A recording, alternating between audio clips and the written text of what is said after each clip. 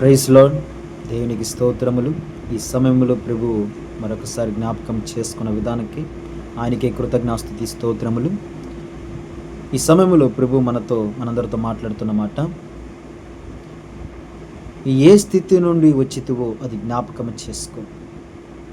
మొదటిగా ప్రభువులో లేనప్పుడు నీ స్థితి, ప్రభువులో ఉన్నప్పుడు నీ యొక్క స్థితి ఎలా ఉంది ఒకసారి జ్ఞాపకం చేసుకో. ప్రభుతో గడుపుతున్నప్పుడు నీ యొక్క ఆత్మీయాధికమైన జీవితం ఎలా ఉంది?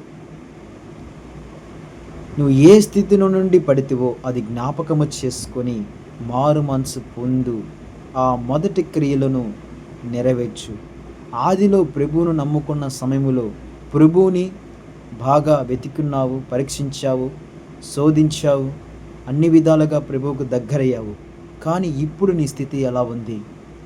ఇప్పుడు నీ క్రియలు ఎలా ఉన్నవి? ఒకసారి జ్ఞాపకం చేసుకో. ఎప్పుడైతే ఆ మొదటి ప్రేమను మనం విడిచిపెట్టినామో అప్పుడే ప్రభువుకు మనము కొంచెం కొంచెముగా దూరం అవుతున్నాము. అలా కాదు.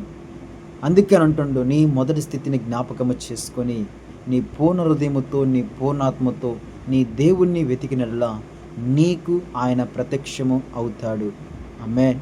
కనుక మనందరం కూడా మన మొదటి క్రియలను జ్ఞాపకము చేసుకొని తిరిగి ప్రభు సన్నిధి చేరాలని ఆయన ఎంతో ఆశపడుతుండు. ఆమేన్.